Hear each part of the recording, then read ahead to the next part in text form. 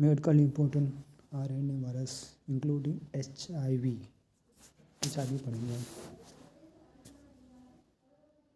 RNA virus के बाद वे virus होते हैं जिनका आनुवंशिक पदार्थ होता है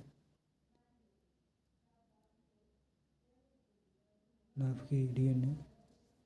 ये वायरस अपने RNA के माध्यम से प्रोटीन संश्लेषण व प्रकृति बनाते हैं। अधिकतर RNA वायरस में मेजबान कोशिकाओं के साइटोप्लाज्म में अपना RNA प्रतिलिपि बनता है। इनकी विशेषताएं: आनुवंशिक पदार्थ RNA जो सिंगल होगा या डबल हो सकता है। इनकी प्रकृति स्थान अधिकांश साइटोप्लाज्म में केवल इन्फ्लुएंजा वायरस के नाभिक में होता है। इनका रूप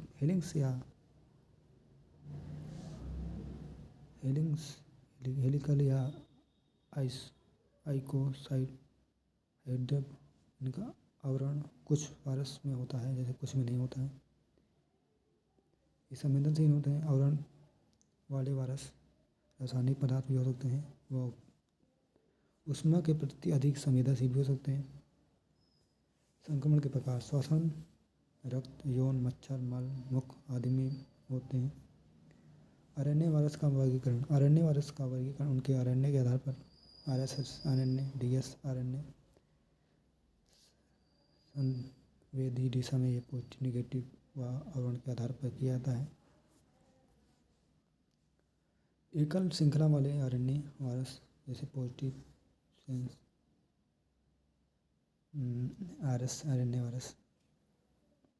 RNA सीधे RNA की तरह कार्य करता है और प्रोटीन संश्लेषण में उपयोग होता है। इसका पिक और नोवायरस, पोलियो, कोक्सी, राइनो वायरस ये वायरस होते हैं। पोलियो हाथ पैर मुंह रोग, सर्दी रोग में होते हैं। बहुत छोटे वायरस होते हैं जिसकी विशेषताएं होती हैं। इनकी विशेषताएं हैं किसी वायरड जो नोरो हेपेटाइटिस E के वायरस होते हैं।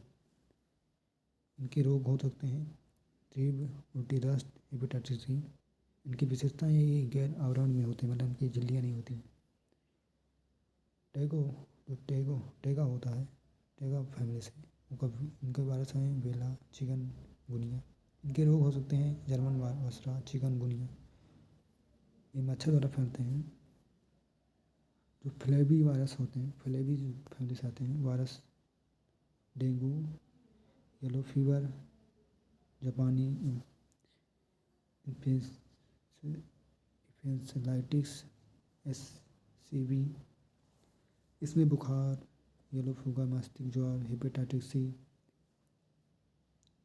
ये मच्छर जनित लीवर रक्त से संबंधित होता है। कोरोना वायरस जिसे SARS CoV कहते हैं।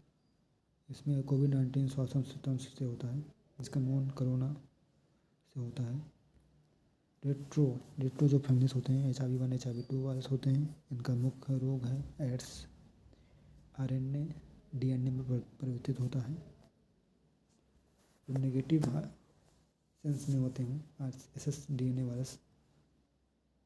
RNA पहले mRNA में परिवर्तन किया जाता है, तब जाकर प्रोटीन बनता है।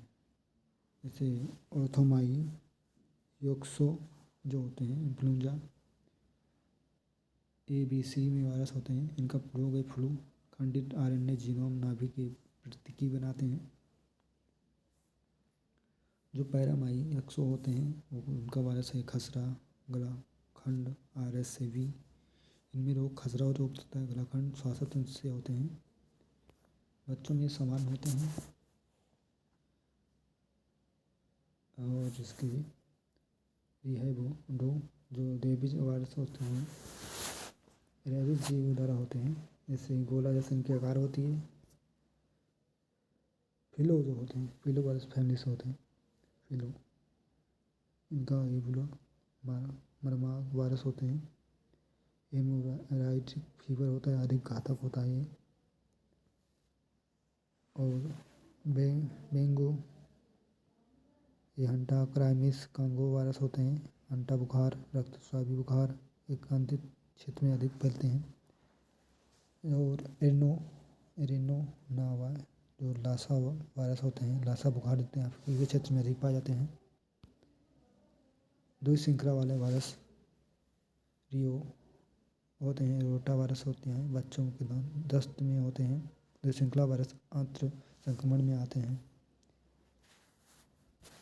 चिकित्सकीय रूप से महत्वपूर्ण आरएनए वायरस, ये सारे चिकित्सक रूप से महत्वपूर्ण वायरस हैं। इनका मेडिकल बहुत ज़्यादा इम्पोर्टेंट है।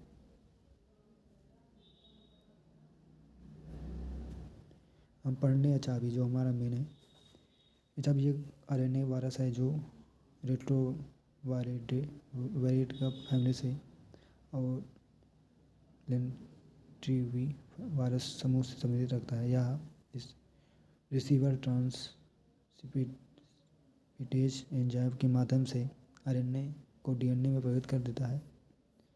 अतः यह मुख्य CD4+ T लिम्फोसाइट को संकुचित करता है।